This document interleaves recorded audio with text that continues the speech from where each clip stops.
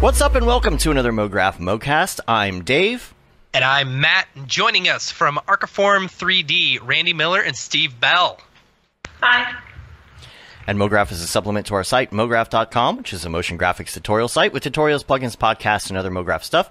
And on the show, we talk about everything ranging from motion graphics to Cinema 4D, After Effects plugins, render engines, doing business, doing taxes, being a contractor, or working for the man. You can email us info@mograph.com. Let us know what you think about the show. Questions, comments, concerns, queries, grievances, all that stuff. Artist suggestions, and loser conservative posts that are posting on our comments, because I don't understand what that has anything to do with the show. I already reported them. Reported and flagged. Gotta love that stuff. What's the point? What is the point? Right. So, on the show today, we are going to be talking about architectural rendering. Yes, very excited about this. A little bit outside of the wheelhouse, because we're trying to expand into more 3D areas, not just the Mograph flashy stuff, but everything that everybody does with 3D software. And sorry, Matt, what were you saying? No, I was just going to say, I spent a good year and a half of my life at a job where we were doing interior 3D renderings and stuff like that, and I went from being really crappy at it to being halfway decent, but my boss still telling me I was really crappy at it. So I'm excited to talk shop. Yeah. Well, we got a couple updates that we wanted to go through real quick. We want to remind everybody about the meetup. The meetup is going to be in Burbank. What's the date on that, Matt? It is December 4th at, I believe, noon. From noon to 6. You believe. Okay, good. I believe. Good. Yes, from noon to 6. So we'll be hanging out, We got a food truck coming, and we'll just be hanging out, talking shop, playing Frisbee, playing cornhole, and hacky sack and all the good fun stuff. So it should be a good time outside. Just a good chance for all of us to hang out outside together on a Saturday, and be together as Mographers, because we haven't gotten to spend any time together this year besides Camp Mograph. I am not going to be there. You won't, lame. I am not going to be there, and I think I will. I think I just need to say that. Because a lot of people were surprised I wasn't going to be there. But with the new baby and everything right now, it's a lot. We got a lot of projects going on, a lot of background Mography stuff going on, and it's just not something I could make. But a lot of people have suggested that we do the Segway with the iPad on it, where you can see my face and I can just roll it around and control it in the park. I mean, we should look and see what it costs to rent one of those. Yeah, I'm sure that's really expensive. I mean, you never know. And then you just go there's a hill that you just go driving down on accident. Yeah. So that's not covered in the insurance. Question. But sponsors. Real quick. Yes, that's what I was going to say. Big shout out to our two sponsors for the event, Maxon and Otoy. Super excited to have them on board, helping out, helping cover food truck and all the fun stuff. So excited to have Maxon and Otoy helping us out as our sponsors for this event. Yeah. So we're hoping to do a lot more of these, next year. Some more local ones. That's kind of things that we've been talking about. But this is the first little Mograph meetup in LA, which is exciting. So, and we also have a new article out if you want to check that out. A space opera. It is kind of like an anime type piece, and it talks about how it was done in Cinema 4D, Redshift, all that. You can check that out. And then class update. I wanted to give a class update because I've been desperately trying. See, this is why I can't go out of town. I can't even finish the class. Too much stuff going on. Finish the class and then come out of town. Yeah, if it's done by then. I'm trying very slowly. Every spare moment I have. It's really the promo that's holding it up right now because it's kind of a complicated promo. But the renders are for the most part done, and so I'm trying to do like a final pass on that. Get it rolled out. Everybody can watch the promo, and you'll see what I mean. Like it's not an easy thing to set up. It's a bunch of iPads with a bunch of video playing on them, and it's rendered with the video, so it's like image sequences and just a lot of work, but it's almost done. Good old image sequences in Octane. And once that's done, I'm going to go ahead and finish it out, do the audio, and we got to make sure the site's good. The class is good to go. So class is great. Yeah, I'm really excited for people to get their hands on this one. Yeah, if you want to sign up to get alerts, you can do that on our site as well, mograph.com/notification, I think, or class notification, and you'll get an email when it's officially released, like right when it is out and available. And Discord, we were going to talk about our Discord as well. It's not like we're not getting off of Slack. Slack's still there. That. We're also starting to Discord. I know a lot of people like Discord, and it's also a great way to hang out. That's really what we're using it for. But we did duplicate all the channels. If you're a Discord person and you want to come over and you want to start checking it out, we're not phasing anything out. We're just having both right now.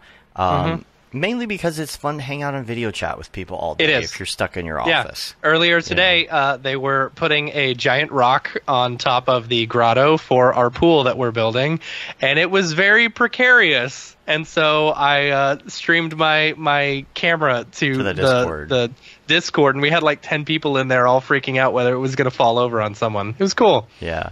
Vernon says, I'm Team Discord. I think that's we're going to have Team Slack and Team Discord. Yeah. Battle it out.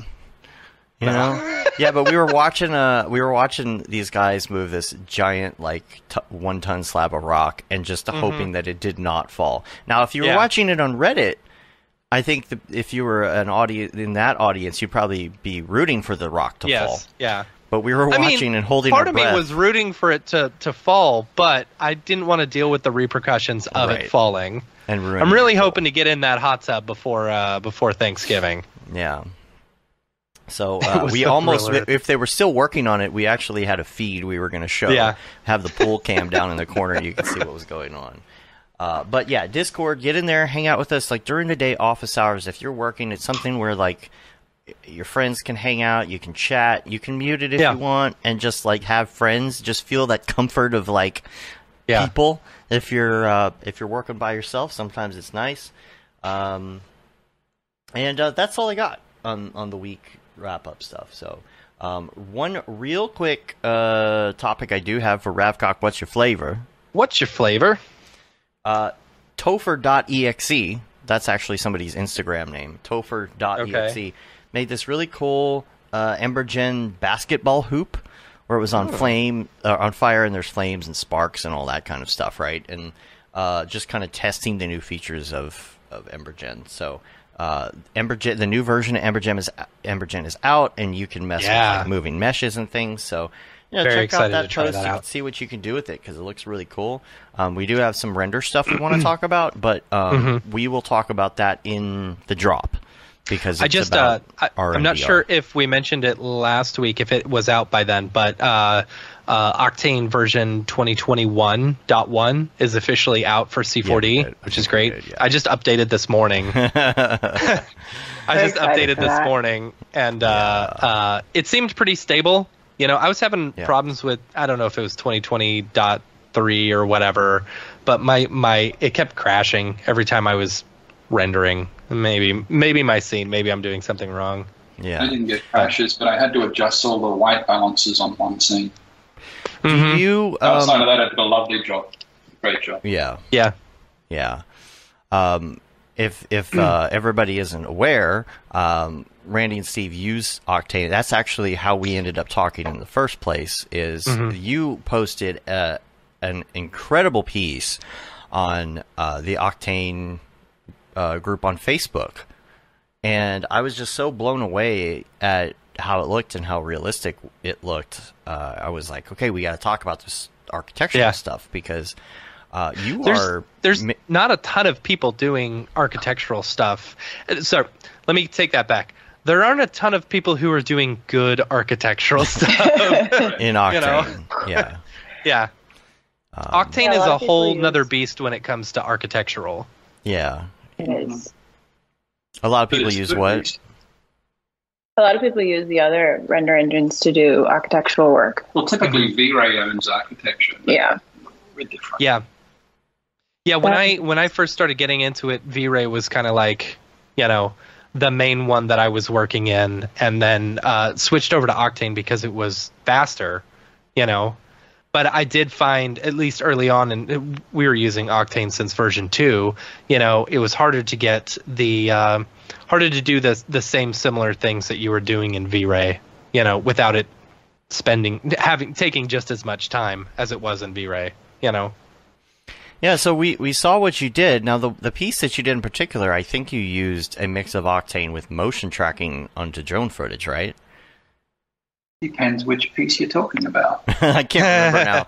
It's been a while. We scheduled this like way in advance. I'll have to try and find that. But you do a mix of both then, right? You do track. Yes, we do. Yeah.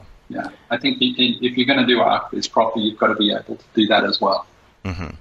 Mm-hmm. Yeah, because if you're putting something imaginary under something new, and people want to see the two things together. So you've either got to be tracking footage or cutting up photo montage. And how do you generally track that footage? What do you use? Well, I've got a Mavic 2 Pro, which I love, and then After Effects. I find it easiest to do my tracking in After Effects and then export camera to Cinema 4D from there.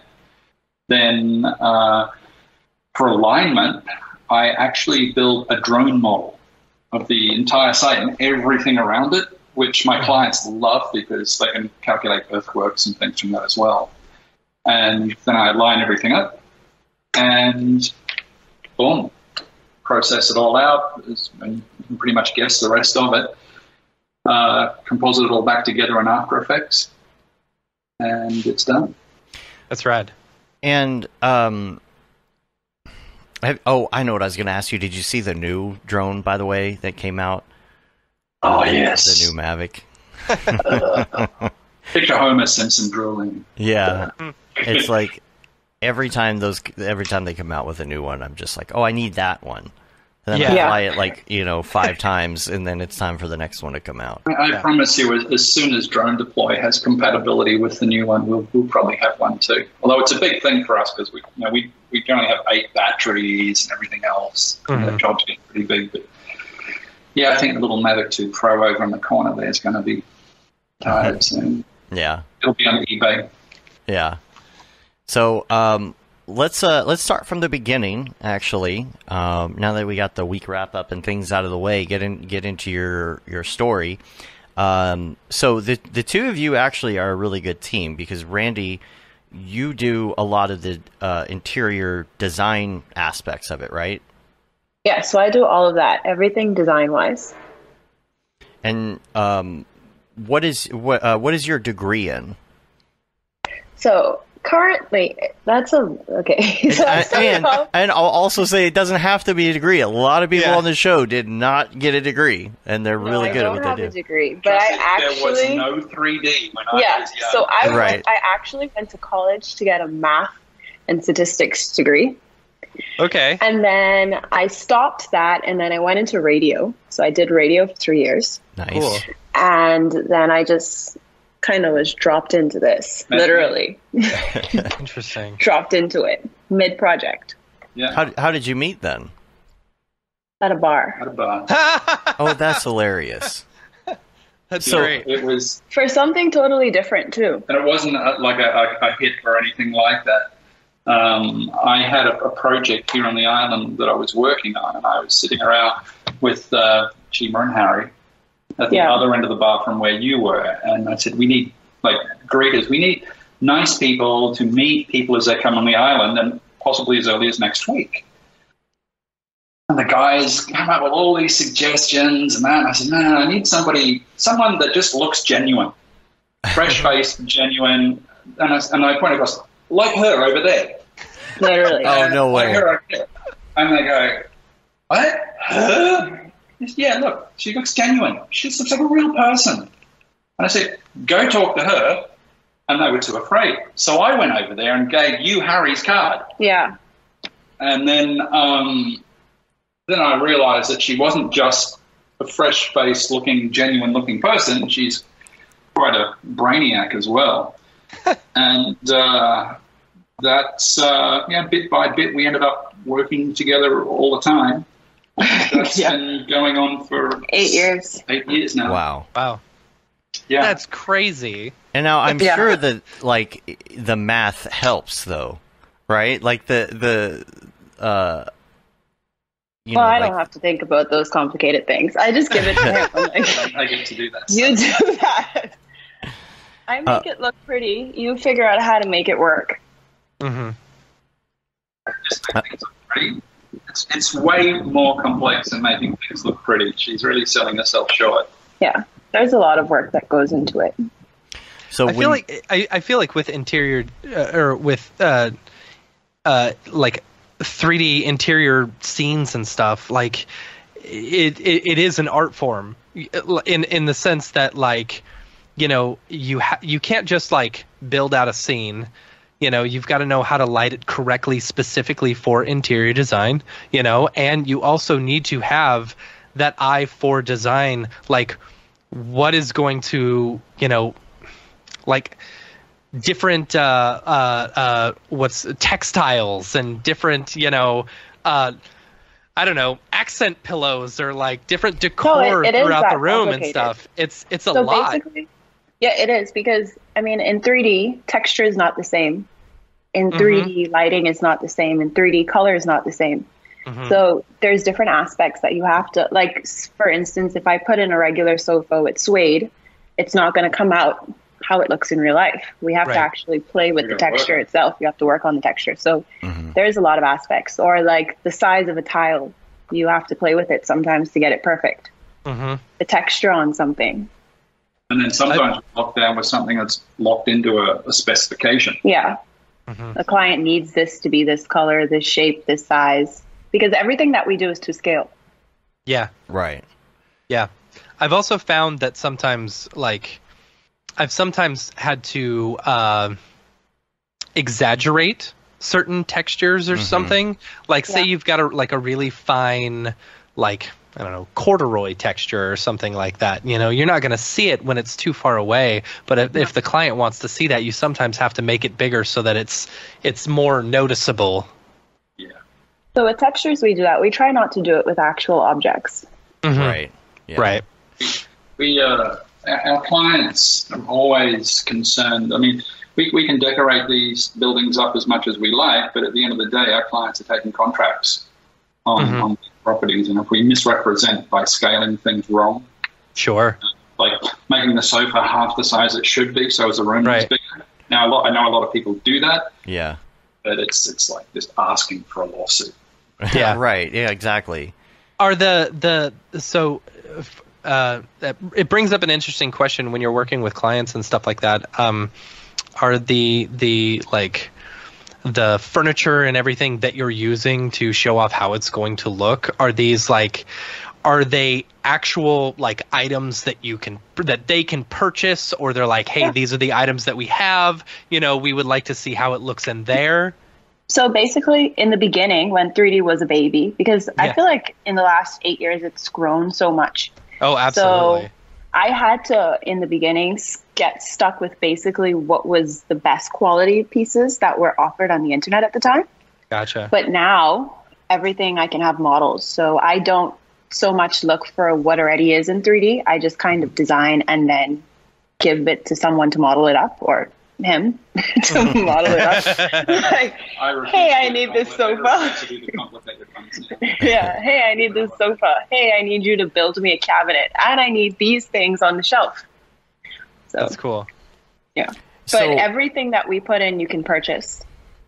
That's cool. So when the client's looking at it, like, are they specifically requesting that furniture, or that, like, they're like, okay, we've got this, we need this scene, you know, or are you just I typically get free reign. So I typically get free reign to do whatever I want. I follow a demographic. So basically, when we get a project, the first thing I do is figure out who I'm selling to, The next step is how am I going to get this project sold, and then how am I going to make it look pretty? So I then go and I from an interior standpoint, I decorate like it's like I'm decorating a standard house. And then I get everything made. We place all the furniture, and then we add the aspects that 3D would have an effect on, like texture, size, lighting, colors, all of that after. But I can go on, for instance, Restoration Hardware, find a sofa and be like, hey, I want this chair in this space. And then we send it to someone, they model it for me. We can take a piece of furniture from any place, and then I have someone to model it up, because he refuses to do it now. Plus, there are people that are really, really good at like texturing stuff to make it look very realistic. Sure, yeah. And then we just place the furniture in. So what are y'all using C4D to do this? Yeah. Yes. It's all Nice. C4D. What was the reasoning behind going to C4D versus, you know, say like Max or Maya or something like that? Well, long story, and a lot of the story begins with Mac. I had Atari TT-03s a long time ago, and we had a CAD called Dynacad, which is one of the few 3D CAD systems around. And my brother and I were using it to design houses and buildings and things, but create 3D models as well. And we'd even written software that would create perspective shots and stuff. And then it grew, and then we had to switch from the Atari, of course. Of course, yeah. And we decided to go to Archicad, which I still use and love, and so does Darren. And we had a choice of going PC or Mac at that particular point. And at the time, I chose Mac because it just worked. It was no headaches. It worked. Turns out it was a really good call for architectural visualization because of the way Apple handled its memory. You could squeeze more into a scene on a Mac than what you could on Windows. Interesting. And yeah, now of course, being a Mac, Cinema 4D was heterogeneous at the time, so and still is, of course. So that's where I went, and it grew from there, and I was happy with that for a long time. But eventually, it got to the point where the Macs were kind of being outpaced by the PCs when it comes to certain things, especially, of course, GPU rendering, which I knew was going to happen. It was just, anybody could see that was coming. So while my render farm was all Windows and hand-built, I had to start building workstations as well.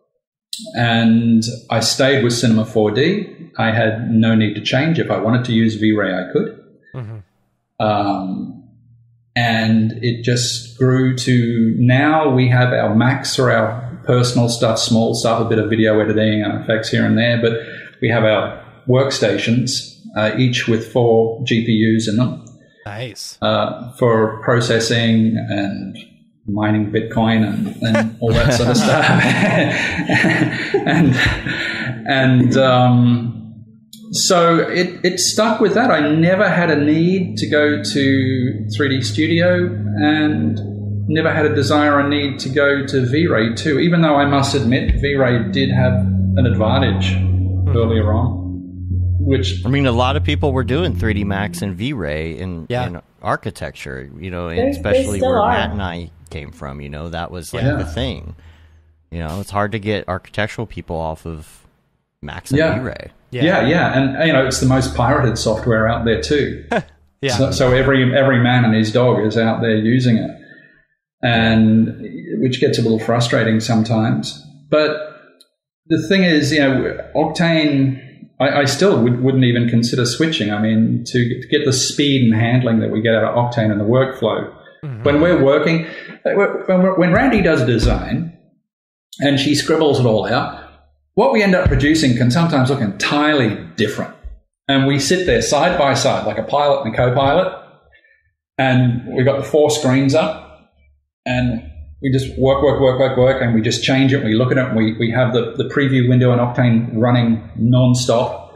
And we just design and design and design and just run and run and run. The system is so slick that I actually feel sorry for people that can't do that. Yeah. Yeah, they have to change a thing and then render and wait and change a thing and render and wait. I couldn't imagine going back to that. Working in V-Ray and stuff, you'd make one little tweak and then you'd render and you'd wait 15 minutes for it to render. Oh, and then, no. Okay, I that's don't not have good. that kind of time. It was the immediate feedback that like sped up our workflow like tenfold, you know? Right. Oh, yeah. The render It time may happens have still instantly. been the same because we were rendering path tracing, but because we got that instant feedback, it was like, okay, you know, we know whether we need to make changes or not. Yeah. And if we like what we see, we run with it. If we don't, well, let's keep tweaking it until we do. Yeah. In real time. Yeah. Tell us about the types of projects you work on, though. I don't think we've really... Yeah. We haven't really dived into like what kind of architectural renderings these are. Who are your main clients? So typically we deal with property developers, so people that are offloading condos, anything in the luxury market from 600,000 up to 5.5 million, I think. I've been working on is the largest. But basically we work on condos, but we do everything. I mean, we've designed islands, cities. We've designed airports. We've designed hotels. We do it all. We actually, and when she says designing, we get a lot of people come to us and they don't have an architect yet and they don't have a clue yet, but they want to get their ideas down pat. And fortunately, my background means I can put it all together, shape it all up. Sure. Sometimes I even take it to the point where they'll sell the project off what I do and then pass it to whoever the local architect is to finish it. That's funny. Yeah. So the type of projects, I mean, it's easy to say what we don't get much of, and what we don't get much of is housing. Yeah. Because housing, you've got maybe one or two houses going together, but you've only got this little tiny budget. Whereas that one you're showing now, it's I think it's 20-something stories. There's 4 units to a floor, so there's a lot there. Yeah, I think it's they on the start water. at like $1.5 million. Yeah, so they can afford us. Yeah. But we do everything. Man. Anything possible when it comes to selling property. And you have a ton of stuff on your Instagram as well. I like the picture of you here with the controller for the Mavic. I don't. This might have been the one. I can't remember. Man, look at the size of that scene. Well, that is done with drone deploy. So I flew the drone over and captured it. No and this way. is during COVID. So I was, That's actually here. It's in the Bahamas. It's right here on the island. Yeah. Wow. That is incredible. So drone deploy, it basically goes out, right, and it does kind of a grid pattern with the drone, right, and it just kind of flies a grid pattern over the whole thing, and then it puts it together in 3D. It does the 3D assembly too, right? And it's wonderfully accurate. Yeah. So it's really incredible how you don't see a lot of like artifacts or anything in this in particular. Like it's just it's geometry. It's photo map geometry that you get. So, but when like Google does their version of this or whatever, sometimes you get a lot of mistakes and things in the geo and things. Yeah. And this is really dead on. And are you able to take measurements and things from this as well once it's done? Yeah, everything, volume, distances, heights, everything, and it is accurate to with like 1/8 of an inch or something. Wow. So we have a thing that every job we take on, we go on site, regardless of where it is in the world. So jump on a plane, go there. First thing I do is I run the drone over it and build one of those models. Yeah. So now we got something we can talk about. Let's check it out from different angles, what we're going to do on different things. And then, of course, I can take my 3D and then drop that into it as well. And, of course, for the camera tracking, perfect for getting the alignments right. So, yeah, okay, absolutely. Like this shot that we're looking at right now, you're mixing 3D and 2D. yes. Yeah. I'm sorry, 3D and live footage together. Yeah. But yeah, what you were touching on there, I wanted to go through the process a little bit because somebody says, I want something. You drone it, you start designing, and kind of like it's interesting. Lately, I've been working with one particular company, and I can't. It sucks because it's highly NDA'd, and I can't really talk about anything except this. Is that we're doing things a little bit backwards. We're doing things before the engineers are engineering things. And I feel like that's kind of like what you're doing too. You were saying that sometimes people don't know what they want. They don't have an architect or anything yet. They just want to start with the concepts and things. So, you know, maybe you give this to somebody else and they design off of it. Does it come back around? Do you make adjustments when done, or is it pretty much just for the visualization? All the time. When we take on it, look, we're really different. Most companies say, okay, it's this much per rendering and this much per second for animation. We're like, we're going to charge you this great big number for the project. And whatever we've got to do, we'll do to it. Get you across the line is covered. Not one more penny to pay, and that's it. And it actually works out very competitive to the people that charge per rendering or something. Right. So yes, things always come back, and we're always glad to look at them. A lot of these projects that you've got up there, I still have loaded up on my drive now and still make tweaks to them, just so as the client has something new to put out every now and then. Because, you know, I like what I do too, so it's kind of nice to go back and say, I thought of a better way to do this. And I tweak it and I get it to the client, and they don't expect it, but they've got something new for Instagram now.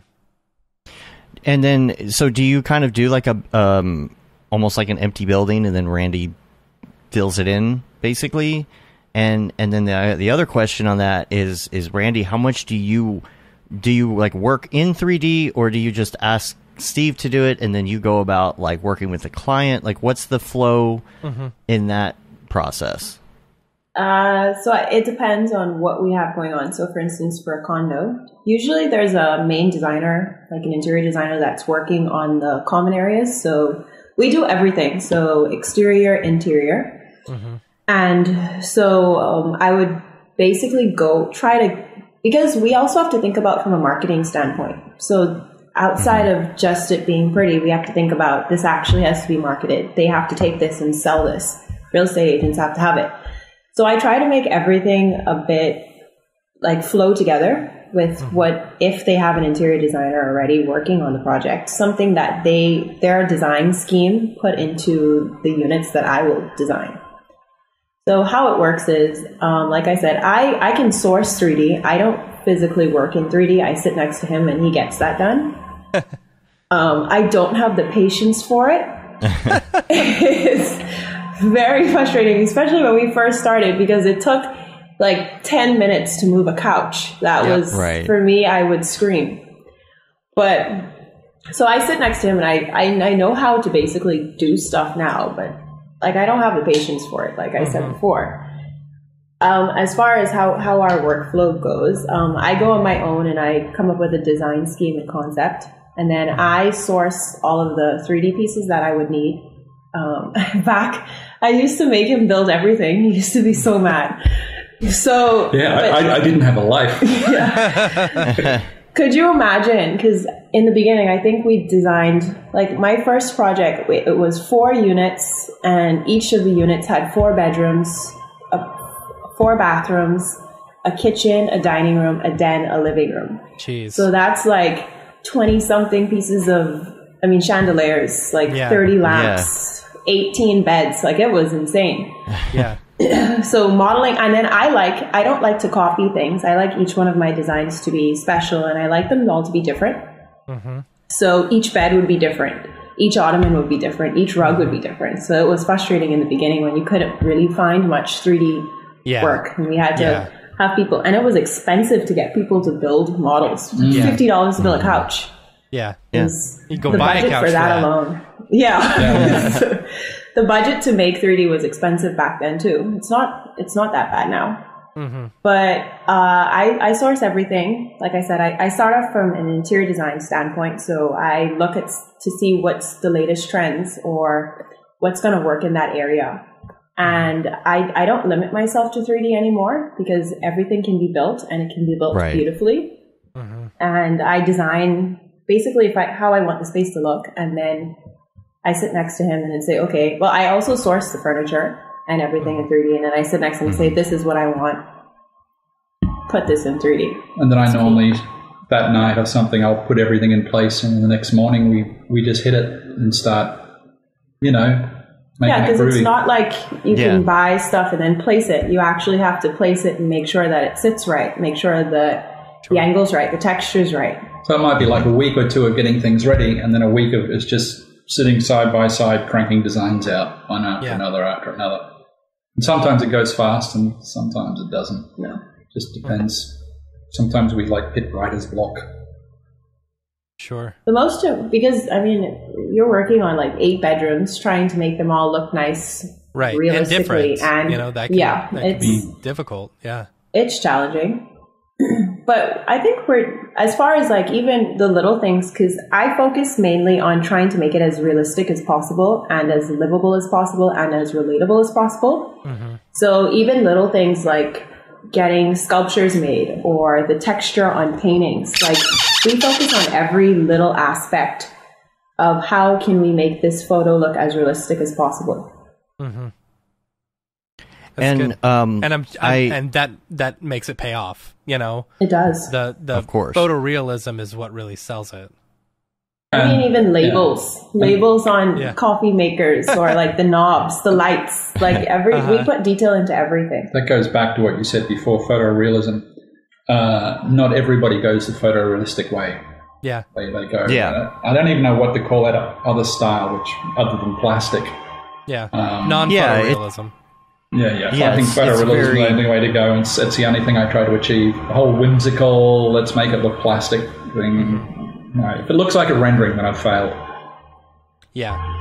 Yeah, a lot of the basic, even architectural apps look like that too, and I'm wondering if people are using just certain apps that are made to make that stuff and not specifically custom designing, A lot of them nowadays are still just processing out something crappy out of 3D Studio and then doing a lot of Photoshop over the top of it. Yeah. Mm-hmm. Yep. Which is why they can't produce animations because, they can't move the... Yeah. Yeah. Yep. We only use Photoshop for toning. Color toning. Mm-hmm. Mm-hmm. We have a lot of questions as well. I want to go back a little bit. One of the things I did want to ask you, Steve, is I don't think we asked your background in particular. He's like, I'm out of here. I don't want to talk about my background. Somebody's doing yard work out there. Somebody's out there. So, how did you get your start in this? Did you go to school? What's your background as well? I don't think we asked you that. It's an architectural background. Mm-hmm. And, I got into computers before pretty much everybody else because I've always had shaky hands. So my handwriting sucks. So it's awful. Back in the days, I had to use... No, it's scribble. I would have to use stencils and with my drawing pens because my handwriting was always terrible. Mm-hmm. It's the only way I could produce some decent-looking drawings. And I thought, this is just crazy. So as soon as computers came out, I was straight out there. I got to get me one of these. And now I'm typing, and I can type really well. And so I was producing CAD, and then I thought, well, 3D is where it's got to go. Pushed very, very hard into that, and then switched to Archicad, which is just 3D made for architecture. Yeah. And then everything just sort of, I've done property development, construction, and a whole other kinds of things. Some of them not even really related to what I do now. And it just evolved from there to what I like to do. I mean, if I don't like doing something, I don't do it. And I really like doing 3D. And I like imagining things and creating things and doing stuff. And I like digging around in computers and buying new video cards and things like that. I'm a geek. Mm-hmm. Do you questions here in the chat? Thoughts on 3D printing in the architecture industry? That might be referring to I'm not sure if that's referring to 3D printed houses or... Yeah, I think that's a long way Are they off. talking about it as far as in construction or in actual building a 3D model just to sit on a table? doesn't say. We'll let them answer that, and I'll go to the next one, which is how is there's kind of like two questions in one here, and I was going to ask you this too, how the poly count is in drone deploy, and then do you remesh what is created from that, or do you just kind of keep that as is? They do a really good job. The polygon count's very reasonable. I have no issues with it at all. The actual drone deploy model doesn't need to be shown all the time. Now, if I'm aligning things, then I don't really need to be rendering. So the polygon count doesn't really matter so much. I got 128 gigabytes of memory on the computer. It handles it fine. I can do it quickly in Octane as well, an 11 gig card. But then it depends on the site too. Some are huge and some are not. It's quite manageable, actually. And, you know, I think I've dealt with some 3D sofas that had more polygons in them. Yeah. Yeah, I know. But does it, I mean, do you have to reconstruct anything? And a lot of the stuff that I get as a 3D scan is a bit messy. Do you have to reconstruct maybe certain pieces of it that are maybe you're closer up to it, or? Not anymore. I've become really good at it. You've got to, it's not just a matter of setting up the path in drone deploy and running it. You've really got to understand how drone deploy and photogrammatic mapping works. When you do, if you put all that knowledge into what you're shooting on site, you'll be you'll get a really clean, good model. If you just run it normally without any extra work, then there's going to be a bit of a mess here and there. Like your Google 3D meshes that sometimes go weird. So you do your regular stuff, then you go back and you get an eye for what's going to come out good and what's going to come out bad. So, and it's trial and error. You're just going to have to learn it. I can't teach it to anybody. And you get the drone into all the different angles to pick up all the data needed for those areas that it's going to struggle with. And just concentrate on them. Yes. Right? I've done some similar stuff before.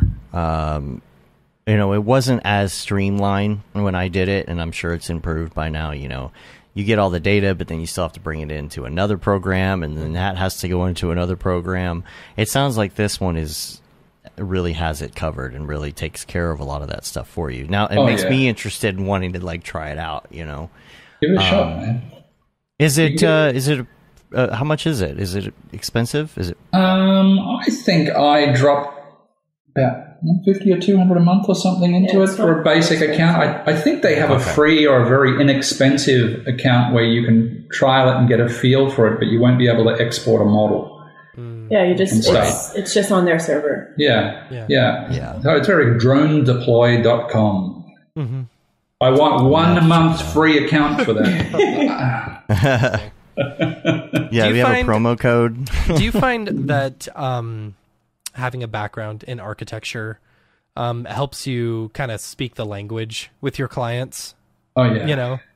Yeah. Like being able to easily bridge between the architecture world and the 3D world. Yeah.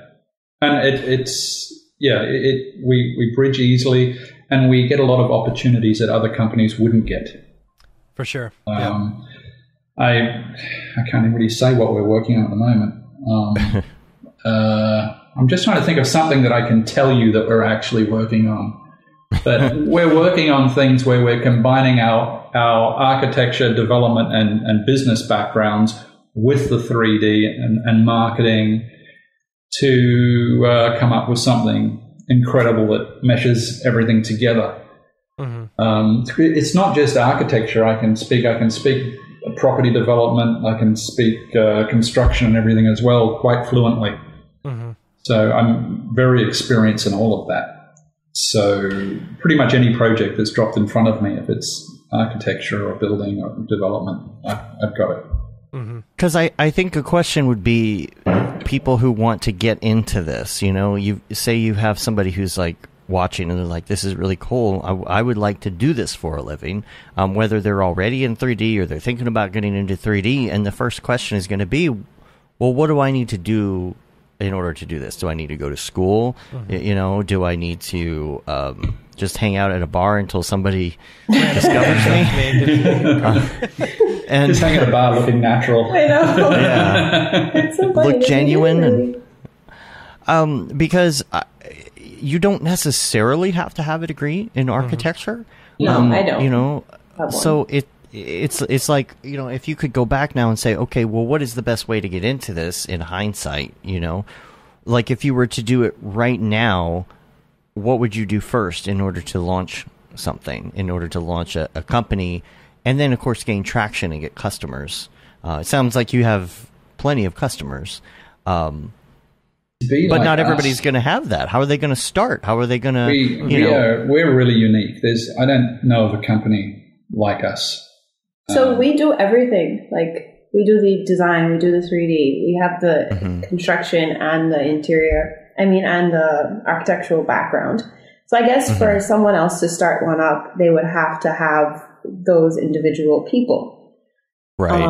But not everybody goes about things the way we do. Yeah. But I guess the easiest way to answer your question is you would approach a job that already has the architect's blueprints. So something that someone already gives you the blueprints for, and then you build it out according to their specs, and then you design the space according to the demographics. That would be the easiest way to just describe. But then not many people actually design. They take That's a brief and they do. So if you just want to make renderings, then you just need to practice and get good at it, and get architects and interior designers and things to give you some things to mess with.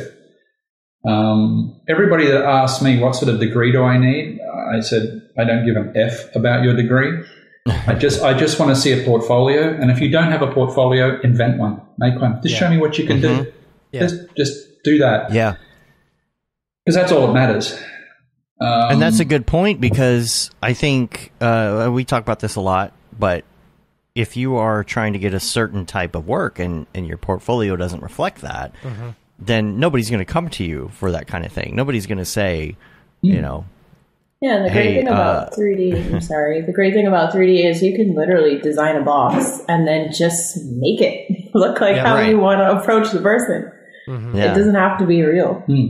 Yeah. Because if you're putting all like cartoon renders or something up on your Instagram, nobody's going to come to you to do photorealistic stuff. Yeah. Photorealistic architecture. So you got to start doing that, start trying it out, experimenting. I wouldn't say do it daily, because I think that's a lot to do in a day. Yeah. But there are a lot of things, you know, where Matt and I come from, we did 3D, and our art director, when we were there, he came from an architectural background. So everything he was doing was in 3D Max. We did do a lot of architectural renderings for commercials, like, you know, somebody standing in a bathroom and it transforms or something. You know, we're doing stuff for, you know, spots for people who sell windows, and the windows change, and we're showing that these awful versions of exteriors we were doing. But the one thing that, you know, he did teach me anyway when I was building stuff like this were the little details that I didn't know about when it came to architecture, right? Like, I would make a box, and I was like, okay, here's my room. Well, you look at it and you're like, why doesn't this look right? And he's like, well, you have no trim. Yeah. Rooms have trim. Everything has adds to the bevels. Yeah. Everything has bevels. Things that are very important. Yeah. And a lot of people don't even really think about that. But yeah, you look at the trim in the bottom, look at the carpet, look at crown molding, look at when it comes to windows, gosh, when you're trying to do windows, there's all these little details and stuff in it. And Archicad eats that up. Yeah. Yeah, it's very easy to think, oh, it's just a box with some furniture in it, but there's a lot more. Even textures, like on a wall, for example. You know, you do a flat wall, it's going to look very flat. You've got to add some texture into it, and then maybe a little more broad texture. Something that I did a lot was I would put some really large scale noise into a wall. And then I pull it back a little. So there's just very subtle variations. Yeah, we used to do that. Yeah. Yeah, back when we were noobs. Yeah, but now we actually know that you can make semi-gloss paint happen on a wall. Right. There you go. Yeah, I'm always tweaking the wall texture. Yeah, and that's something when I was doing it, we were not on GPU rendering. So it's like, okay, we're just going to throw this on here and hope for the best. But now, and if we wanted to put gloss on something, it would increase the render times like exponentially back then, and reflections. So practice, I guess, is the answer, right? Yeah. Are there any like tips or tricks that you can think of off the top of your head in order to make a scene look more photorealistic? Because, like, for example, when I was working in V-Ray, you'd want to do portal lights on all the windows and stuff, and it'd give you a much more, pretty looking scene. But that's not, portal materials in Octane have never really worked that way. I don't use the portal material in Octane at all. I just put it in an area light. That's its version 2. Yeah, I put it in an area light. I gave up on the portal materials. I tried them again a few months ago and gave up again. Yeah, they don't seem like they do anything. I don't think they do anything. I don't think they do anything. But if you put a light source in that matches the glass, don't do the whole window. Do the glass bits between the mullions and things. Put that in. And then tweak and adjust from there. That seems to get a much better result. And then, of course, you want a bit of daylight coming in through the windows as well. Yeah, right. We put in actual suns. Yeah. And we actually put in the time of day that we want to reflect the mood. Yeah, every scene has a different mood. And a lot of times, the problem that I would have, even going into path tracing, is that there just wouldn't feel like there's enough light in the room. And one of the tricks that a lot of people use, they say, oh, well, just turn off a wall. Well, you can't always turn off a wall. Yeah. No. So do you have problems with scenes looking a little dark? I feel like that's an Octane architectural issue. No. We don't have that issue anymore because, like I said, the best thing about Octane is the fact that it literally mocks what you put in. Yeah. So if you put a light source in, it's going to mock that light source. So when we approach a scene, we literally put in can lights. That's the first thing that happens. Right. So there's the natural sunlight that we start to work with. And then we drop in the actual ceiling lights. Like we put in a lighting model into the actual plan. And then he puts in a lighting source and moves the direction of the light to fit whatever I need it to point to. And then from there, you put in other fake lights here and there. Yeah, sometimes I set up each scene as though I was doing it with photography. So if you've ever done interior photography, setting up soft boxes and things like that around the place, sometimes I'll head in that direction too. Lately, though, I keep all my Octane settings cranked all the way up and just bouncing enough light around if you've got the GPU horsepower to do it. Yeah, might as well. Comes up so much more realistic than putting in the equivalent of studio lights and things. But if I still can't get it, yes, I'll drop in some fake studio lights. But I never go beyond that. If you try too hard, things start washing out. You start getting that plastic look that everybody else has. And as soon as you start heading in that direction, just stop. Start again. You screwed something up. So look, the more horsepower we have under the hood nowadays, the easier it is to use more natural light, more bounces. Mirrors.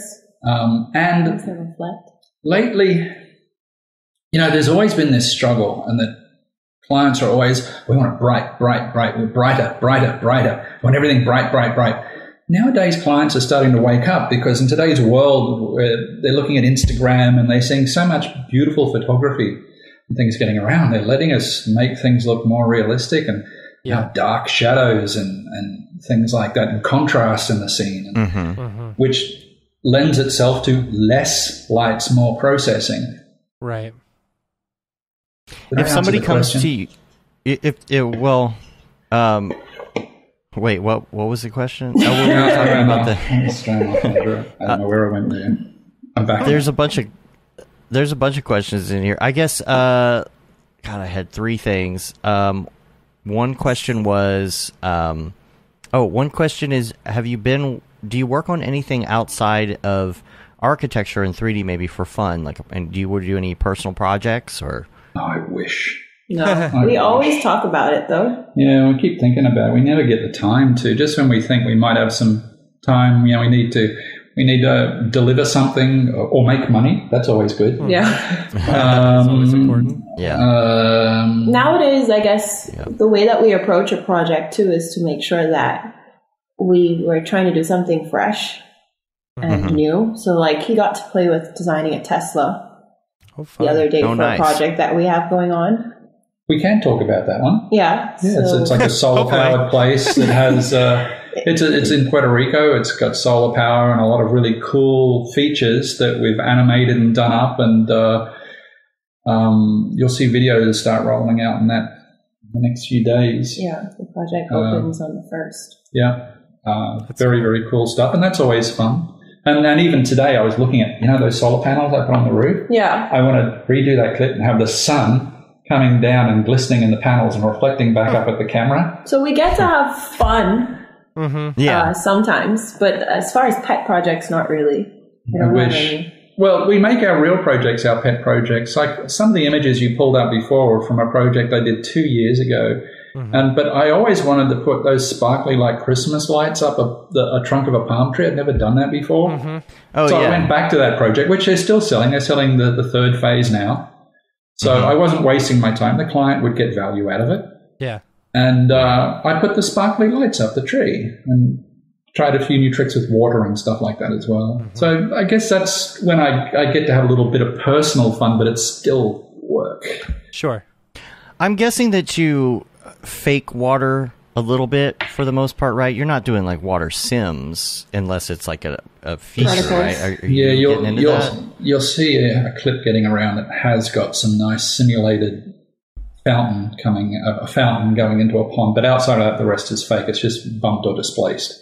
Right. The swimming pools are way too big. Yeah, particles in the water would chew up memory. Yeah. Oh yeah. And do you if you do run sims, what are you doing? Like if it's a fountain or something? It's just like a fountain. This current one just it's a slit in a little wall, and the water comes out and falls into a little pond and then trickles through to the swimming pool. And so are you I needed particles for that. What is that? I bought that one, which was great. But I've got there's two that you get in Cinema 4D. What are they? Thinking particles. And there's the other one. You're talking about X particles? The other X-particles third party plugin isn't included. Yeah. Could be X particles. Sure. Could be. I'm new to it, and I'm new to things like fire and stuff like that too. Just wait for Embergen. Yeah, I've got it integrated. I've made some Embergen stuff, and I've used it and redid some projects with it too. It's great. I love it. Yeah. I got a link for you actually, and that's my only link. Is that one earlier? Oh no, I already talked about that, didn't I? The basketball hoop. But the other link that I do have is I just wanted to mention real quick before I forget. There is a video called Safety First, 599 Days of the Invisible Wall. So check that out. I just wanted to get my links in before I forgot today. The other questions that I had for you, there's one from Brett Lewis that says, what do you use for 3D crowds? I use Anima. What is it called? Anima? Anima. Anima by AXYZ. They have a wonderful set of tools for populating things with people, doing all kinds of stuff and weird things and crowds and stuff. It's pretty damn good, and it works quite smoothly. Polygon count gets a little high though, so I can't wait until I can afford more 3090 cards. To handle that. Finding them would be the issue. Yeah, finding. Well, you can have one if you're prepared to spend a whole lot of money. Yeah, for sure. Yeah, I'm looking at this site right now. There you go. That's them. I'll mute it here so I can play this video and see what we got. But standard corporate video, something. Come on, get to the 3D stuff. Let's see what we got here. There we go. Yeah. People, there we go. Ooh. Oh, wow, there is a lot of control in that. Yeah. They actually don't look bad either. Yeah. Because I've looked for people for stuff before, but sometimes it's slim pickings. Like, sometimes they're, or they expensive, or they look awful. Yeah. So this looks like you have a lot of control over what the people are doing and everything. So, do you use render farms? I avoid them. It depends on the project, how large it is, the time frame that we have to pump it out. I would rather just buy another video card or build another machine than use a render farm. We have 2 machines, so they kind of pump out. They can just keep up with us. Unfortunately, the GPU shortage really messed with us, and last year we actually had a rendering bottleneck. Yeah. As Kathy would know. Yeah. Yes, we had a rendering bottleneck. So the time to deliver was creeping up. Yeah. So, You should try render. Try the render network. The render network. See we did too, and that was so full of bugs that I had to throw out half of what I had processed, and of course you don't get a refund. So that's another reason why we keep on our own systems, because a lot of things can happen. Yeah, midway through it can just stop. It's probably the one biggest thing we don't even outsource our projects. I mean, almost every ArcViz company in the USA now just outsources everything to Florida. They're just a middleman. Yeah. We don't. And it's when we lose control, when it comes to our rendering, to our work and everything else, the wheels start falling off. The clients get angry, quality drops, everything else. So having our own in-house rendering, I can afford to do something and throw it away tomorrow if I don't like it. Right. And do it again. Sure. Yeah, that makes sense. Talk to me about I was going to say, talk to me about, you guys are in the Bahamas, right? Mm-hmm. Yeah.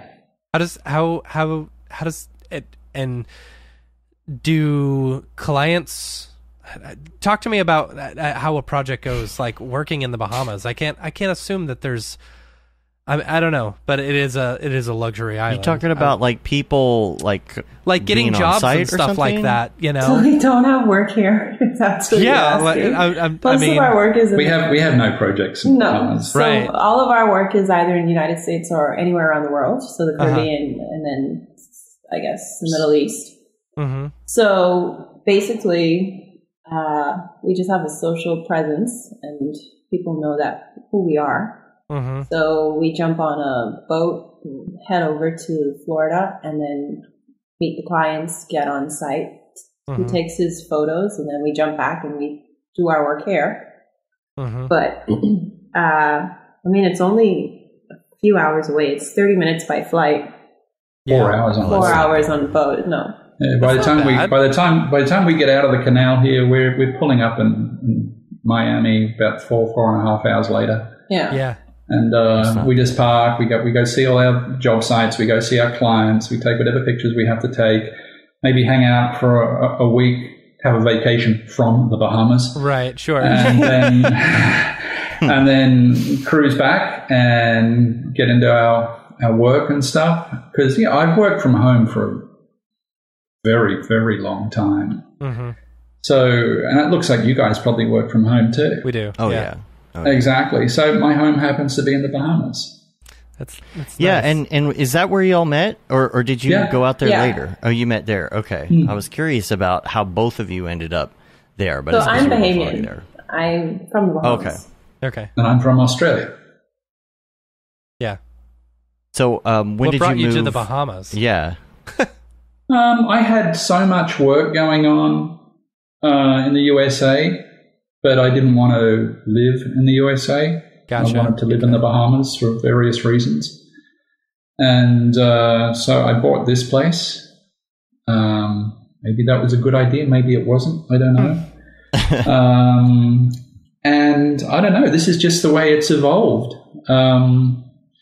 Now that everybody's comfortable with it remotely, and and everybody communicates via email. Look, the only time your phone rings nowadays is somebody's trying to sell you a car warranty, right? Yeah, exactly. Exactly. So the world has changed, and as long as I can get on site, I can be anywhere in the USA tonight if I need to be. Mm-hmm. Right. So I can get to a client, I can be on a job site. And even if I was based in Florida all the time, well, how's that going to help my clients in New York or Saudi Arabia or Right. So yeah, it it's might so as well funny. be the same Everybody place. adjusted to Corona. We stayed the same. yeah, we say exactly the same. I feel like we kind of did the same thing Yeah. too. You know, we were already kind of doing this thing, and that's the thing. It starts with an email or a text or however you get introduced to somebody, and then it goes to a Zoom call, and you never even get on the phone. So what does it matter where you are unless you got to go to the job site? So. Yeah. Well, you got to, but we still go to every job site. Yeah, we go on every site. Yeah. We meet every client. You cannot genuinely do a job unless you can walk all over the site, see what's around it, get a feel for it, and understand the client and the project.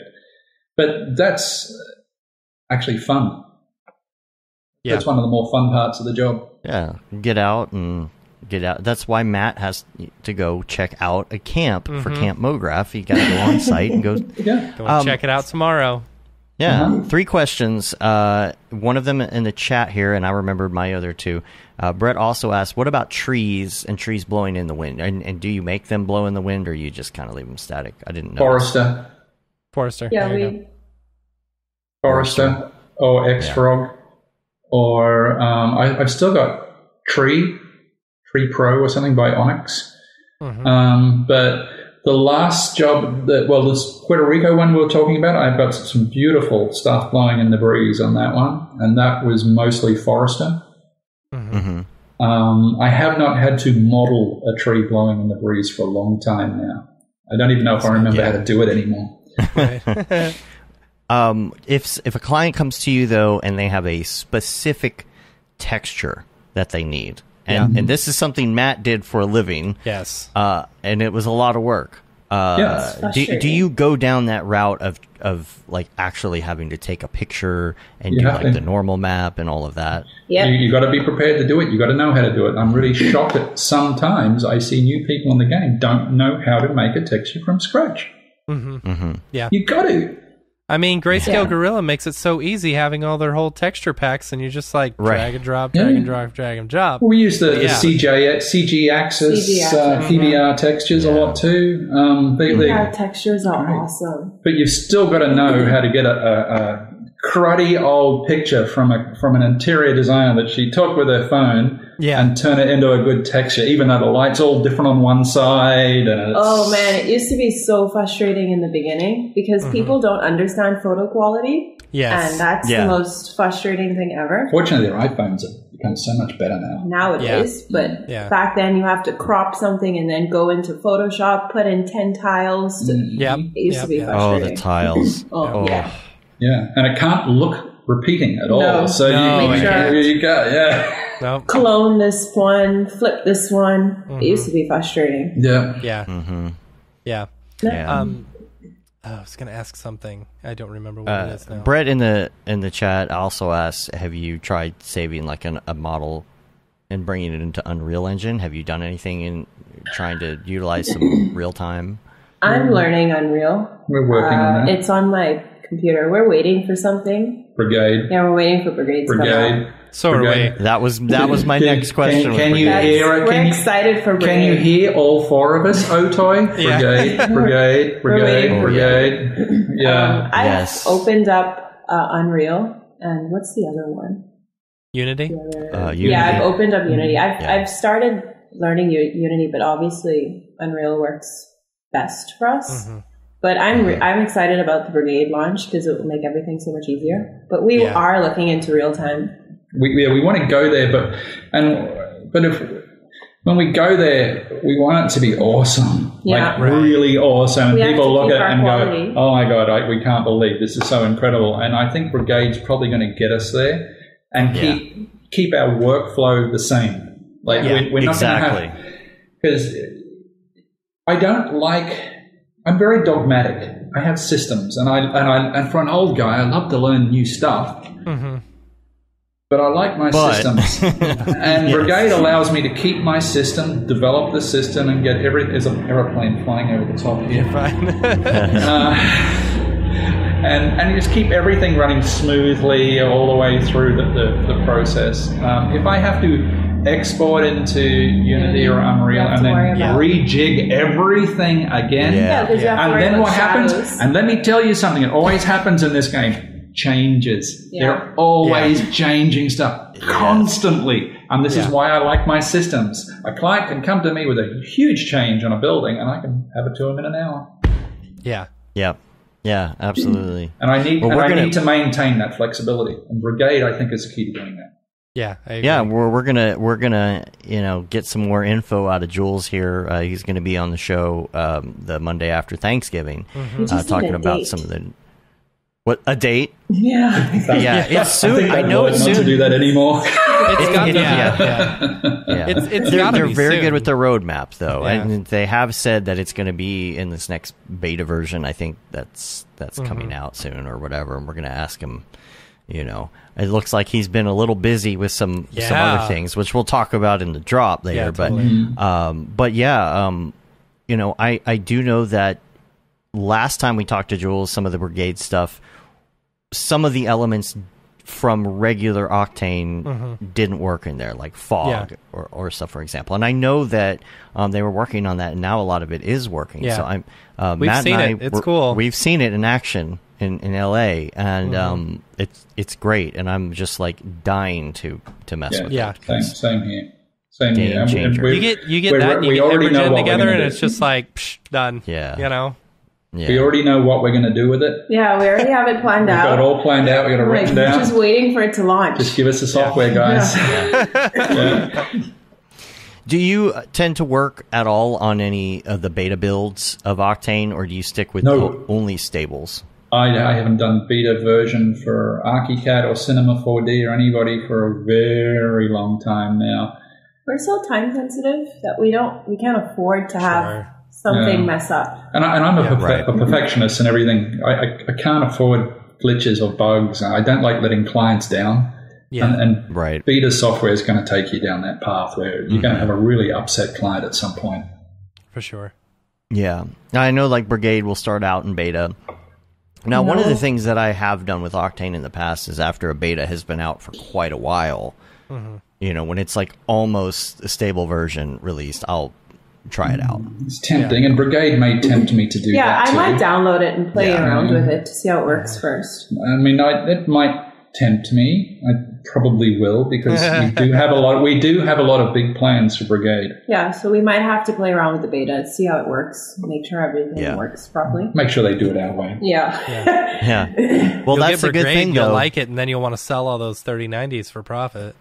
Right, there you go. I know. But my electricity bill will go down. I can't wait. That's something that Otoy is really good at, though, is he's taking the suggestions to heart. So I think if you start playing in Brigade and beta and you get into the forums, I think they're really going to listen to what you have to say. I think as long as they can get shadows and they can get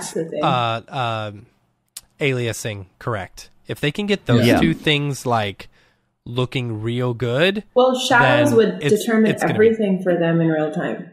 What? They're what? Shadows determines everything in real time. 100%. Yeah. So I mean, aliasing. I tried Redshift RT like last week or something, just playing around with a cube and a plane. It's like you could immediately tell the difference when you turned it on and off. It was cool working in it, and being able to just go around and see it all in real time. But, you could definitely tell the difference. And, I think that's going to be a big determining factor. That's my big determining factor with Unreal is the aliasing. Aliasing. Yeah. I'm keen to see it because still renderings, we can still crank those out the old way. No worries. They only take a few hours, even at 16,000 samples. But animations and stuff, if we can get the quality we want to, it's not just the ability to now push out even more animation faster for less consumption of energy, but also the real-time aspect where we could do things like pixel streaming and things in and actually bring the work we do right now straight to the buyers of condominiums. That's where we want to go, but we don't want to do it the way people are doing it now, where it's just ugly. We won't release anything that's ugly. Yeah, we have to keep our quality the same. We've got to say, I'd rather not have a new bit of... I'm like Mercedes. BMW will put the latest and greatest stuff on the Japanese car, the latest. Whereas Mercedes, I'll come up with like this this case, and they'll perfect it. Mm-hmm. And that's it. This is now the perfect case. And we won't release anything unless we think it really is good and ready and it's perfect. Yeah. So, Jags says, chiming in to say that motion blur is also critical in real time. Yes. Yeah, I think that's going to be it. I mean, there's a great motion blur in Unreal, for sure. So, where are we at on time here? We should probably ask you some of your favorite things here. Yes. We're going to do run to the Mograph restroom recommends. real quick. I'll be right back. Matt's going to run to the restroom, and we'll quickly go through this list here, and we're going to get some of your favorites and see if any of this influences your architectural renderings. But I don't know about that. We'll see. Sure. Number one is tell us your favorite movie. I have two. My two favorites are Pride and Prejudice, Jane Austen, and Pretty Woman. All right. Now, there's no 3D in those. Are they supposed to have 3D? No 3D in those. Yeah, I guess the question would be, how does that influence? How does Pretty Woman? How does Julia Roberts influence? I mean, it doesn't. There could as far as 3D, I like all Marvel movies. I watch every single one. So. And the stuff on the shows too, the WandaVision. Yeah, I watch them all. I'm a Marvel person. I'm really blown away at what they're doing just for TV shows now. It's I know the quality is insane. Yeah. The real film patched over 3D is awesome now. The quality is amazing. And what about you, Steve? I still love Avatar. I love the way they put it together. I love their designs. I love the atmospheres they created. And while we can produce stuff a lot better than that now, I think it was great. And there was one movie. You remember Final Fantasy? Mm-hmm. Oh, I played that over and over and over again. Some of the stuff they got together on that, and this is going back years, as you'd know, years and years. I really like those for 3D because both pioneered it. I mean, they went places that no one had been to before and came up with some really good stuff. Outside of that, I don't really pay that much attention anymore. It's just such a norm nowadays. You can tell the difference between good and bad, but I'm not blown away by some people's attempts anymore. I expect high quality. Right. So, yeah. And what about TV shows? And I guess the question to add to this is, do you ever put anything on while you're working? Do you put on the TV or? All the time. Yeah, I work to all background noise. It's usually YouTube though. Yeah. So most of the stuff that I listen to or watch are based on interior design or something with drama. That's cool. Yeah, that's what I was going to ask. Like, I guess what TV shows, like real TV shows, do you watch? And then what do you watch on YouTube? What types of? Do you have like a favorite channel or? So I like creative people as far as design and DIY. Okay. So Mr. Kate is really big for me on YouTube. Who's that? Mr. Kate. She's an interior designer on YouTube. Okay. It's her and her family, and she does interior design work. And then as far as I'm Netflix, I Netflix it out. So every single series on Netflix I think I've watched. What's the latest? Lucifer. Oh, okay. Haven't watched that. Anything with spaceships for me. Anything with spaceships? Yeah. What about music? I'm not a big music person. I listen to mainly pop and then reggae. I'm not a really big music person. I rather have someone talking in my ear than someone singing. I don't know. I get distracted pretty quickly too. Yeah, and that was going to be my question is, do you get distracted by the talk sometimes when you're trying to concentrate? Sometimes I have to flip to, like, music with no words or something. Yeah, so if it's something for me to focus, I typically just listen to, like, an audiobook or something that I'm not going to pay attention to. So something that I've watched millions of times over, like Shameless, I would just watch that. Like I've binged that like 10 times. So something that I've watched over and over and over again, I would put on for background noise if I do need a focus. But sitting here listening to computers roar. Anything with spaceships. Anything with spaceships. Any music with spaceships? Oh, yeah. Just spaceship sound effects. Jefferson Starship. First, keep in mind, I'm as old as dirt, and just like you guys, I got guitars and stuff everywhere, so my musical taste is all over the place. So it depends on what day it is, what mood I'm in, and what I'm consuming at the time. So it can go for anywhere from Pink Floyd to Bach, Steely Dan.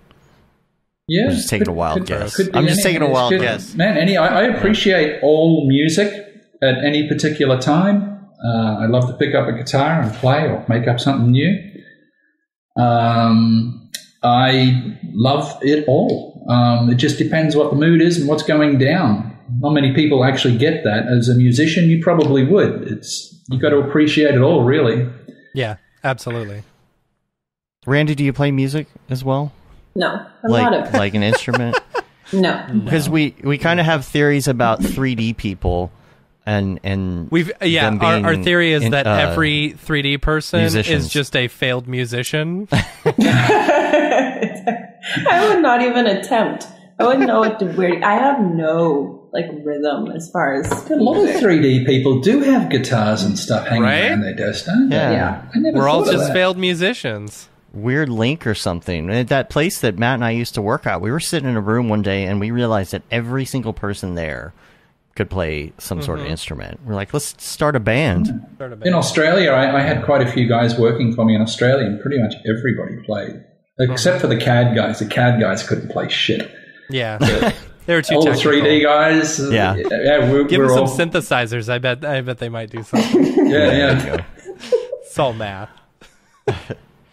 Okay, another question would be both of y'all's favorite plugin. I'm interested to hear. Yeah. And not a render engine. Yeah, not Octane. I mean, it could be an architecture plugin, or it could be anything really. I love the textures. Any plugin that has something to do with textures for me is awesome, and it's because, like I said, simulating real life. So anything as far as a texture plugin or something new where I can get metal to look like metal or silk to look like silk. Even wood. Nowadays, I never get tired of going through a library full of wood. It's not really plugins though.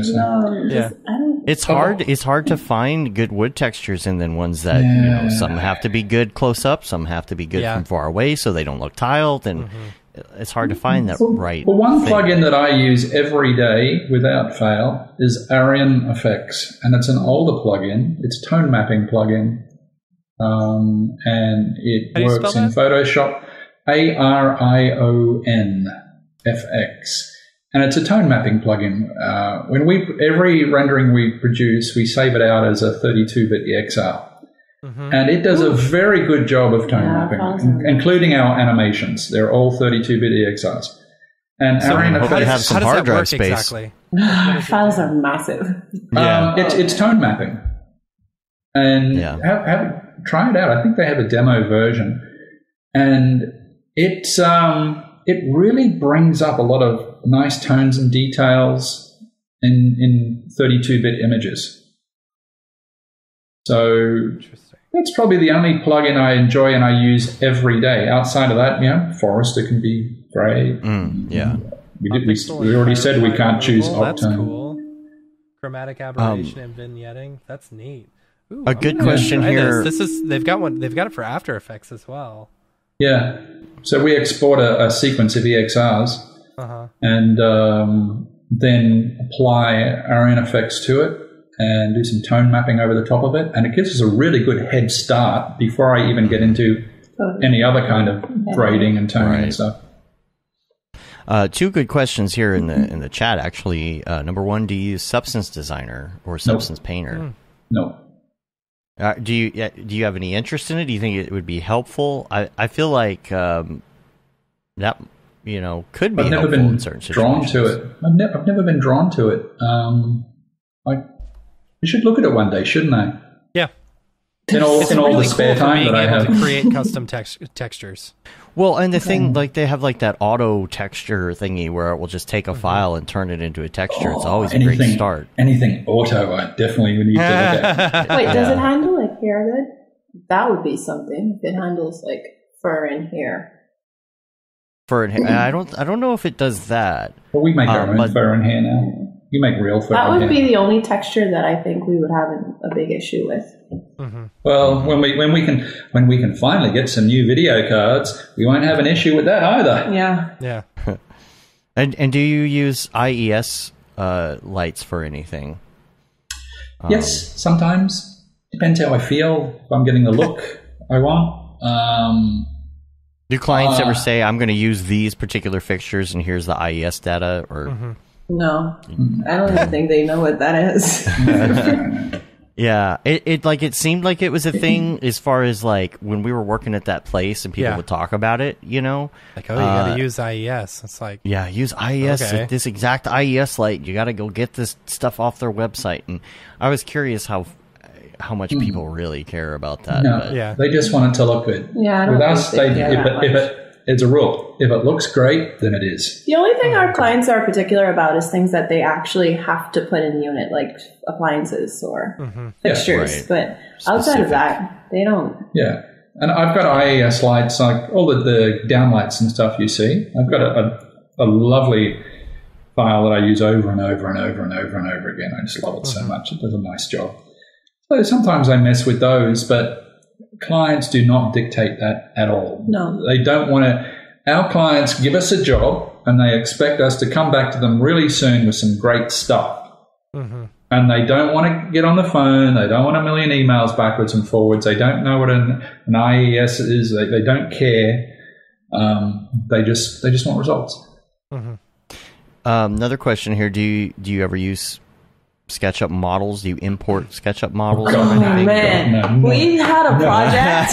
We had a project. Oh, John's project. Yeah. Oh, my God. We had a project where someone used SketchUp before, and it just was a nightmare. No. So Next subject. Importing it into Cinema 4D, just the polygon level just crashed the scene. SketchUp is a wonderful thing for the morons that have to use it, okay?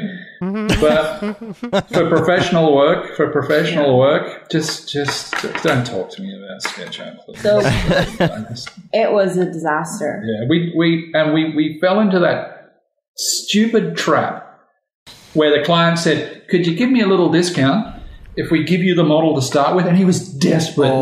We wanted to make him happy, and we said yes.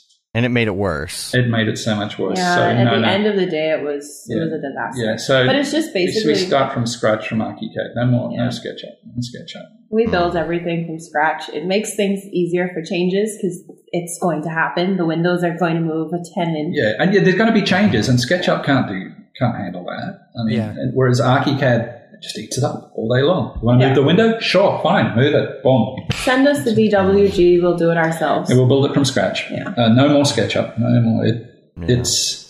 It's a great tool for its purpose, but when it comes to large projects and when it comes to things that have constant changes and alterations, it's a disaster. It's good to know, though. That's good to know for people getting into it. Just avoid it.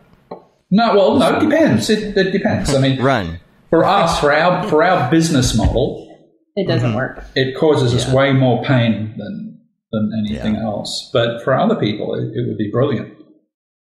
I also don't think that the quality is that. I've never seen a SketchUp rendering and I'm like, oh my God, that is beautiful. I've not. Yeah. It's more about the instant gratification, the form, the dimensions, and just like here's a design. It doesn't have to be perfect. It doesn't have to be a perfect render, but it's perfect. Perfect for you to measurements. see. And it's great for that. It's really, really good for that. I think it's good for people who don't know 3D perspective. Yeah. Yeah. It's like one of those instant gratification things. You can get into it quickly. You can get results out of it quickly. You've got a lot of flexibility in what you can do.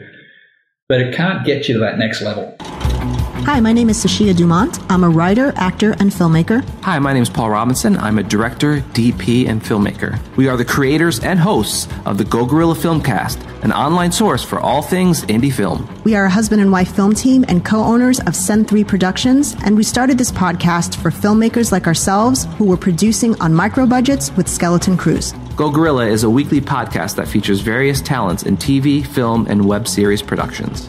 We've interviewed filmmaker powerhouses like Kestrom Pantera, Richard Raymond, Alex Ferrari, Cassandra Ebner, and Ryan Connolly. Amazing actors like Hannah Ward, Lou Taylor Pucci, Chris Wataski, and Eileen Gruba. Groundbreaking cinematographers like Jody Lee Lipes, and Jessica Lee Gagné, and many more. We also offer weekly reviews of our favorite films and shows, which vary from low-budget first-time filmmakers to A-listers and everyone in between. Go Gorilla is proud to announce that we have officially joined the Mograph Podcast Network. So if you love filmmaking as much as we do, tune in every Sunday for a new episode of the Go Gorilla Filmcast, your source for all things indie film. Now available on the Mograph Podcast Network. All right, next one on our list is your favorite life hack. Now, this is tough, but our example of this is from Mitch Myers, and he says, turn the toaster on its side and make some bomb-ass grilled cheese. Now, your life hack doesn't necessarily have to be something super like hacky like that or food-related. It can be something useful, productivity-related, or whatever it is. But what is something that you feel like is a constant thing that you're doing that's like your hack, your thing? Wow. And I feel like productivity is probably something that you would come up with, you know? Probably. We probably have so many. We don't do anything like anybody else. As far as productivity, I have an app, and it's so funny because I use an app to stay off my phone. So it's an app that I upload everything that I need to do for that day because it's all over the place. And then I put a time, because so the app has a task and then the time to complete it. And then it has like a countdown. And then after that, I give myself a break. Because I'm usually on my computer from like 8 o'clock in the morning until like 8 o'clock in the night. Mm-hmm. I know a lot of people that do that. Yeah. I know one of them. Even Beeple does the 40, what is it? How many minutes does Beeple go? He'll set those timers. Oh, he set it for an hour when we were at camp. An hour. Yeah. Well, that's because, yeah. But I know a lot of people who will set a timer, and even if they don't stop and take a break, it's just good to know, okay, hey, it's been X amount of time. Mm-hmm. Yeah, right? I've done this. Put so much time into that, and I can move on to something else. 3D gives you the ability to do that too, because there's always times when you can tell your computer to do something while you go do something else. Mm-hmm. Right. It's a good excuse to go surf Reddit or TikTok, that's for sure. Yeah. Or play boats. Or play boats. I love playing I play World of Warships Blitz all the time with my buddies online, on Discord. Yeah, it's like silence, and then you hear pew, pew, pew.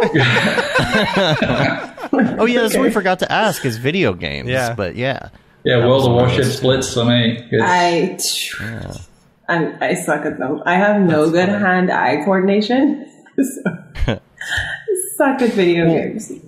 Y'all could probably join us maybe sometime, and I got to get Matt to do this too. Windbush's game night is a lot of fun. Like, we get on the Discord.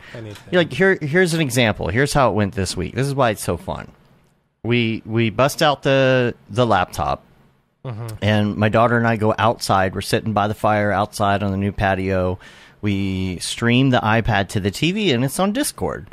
Yeah. And we in this particular week, we played Jackbox, which is a whole bunch of like little games where you can, draw stuff and people guess. There's some great games in it. But essentially, the person running the Discord puts the main screen up. So we had it up on our screen, and then you can use an iPhone, an iPad, anything. Like, there's no app. You just go to the website and you log in and you play each other. But one of the games was there was all this stuff where you draw, and you have to guess what people draw, or you have to finish the drawing or whatever. One of them was, there were 6 of us playing, and you have to finish a 6-frame animation for each person. So everybody starts with a frame, and then it mixes it up, and then the next person has to draw the next frame of the animation, and all the other people are drawing the next frame of the other animations, and in the end you have 6 animations that are 6 frames each. That's cool. And you only see the onion skin from the last frame. So in the end, you have these funny little animations because everybody was just guessing what the next frame would be. These little loops. But what's fun is getting on Windbush's server, because we were sitting outside. We were hanging with, like, who were we hanging with? Windbush, EJ, EJ's brother. Who else was there? Kenza, James. I'm sorry, whoever I'm forgetting. But it was, I don't know. It's just fun. It's our Saturday night thing now. So just hit up Windbush if you want to hang with us on that on Saturday nights. It's like 10 o'clock at night, late night games. We normally start at 4 in the morning. Jeez. Yeah, we crawl out of bed. What's your time zone? We're on New York time, Miami, New York time. Eastern? Eastern. Yeah, Eastern time. Is it different there? Like, I don't know exactly where you are. Like, when you get up at 4 a.m., is it one of those places where the sun comes out, like, super early? No, that'd be... It's exactly the same as Miami. The same, Daylight savings. Same as Miami. We're only like 90 miles away from Miami. We're really close. Okay. I didn't know if you were further east or... Okay. Me and geography is not... Yeah. If we drive due west from here, we'll hit Palm Beach.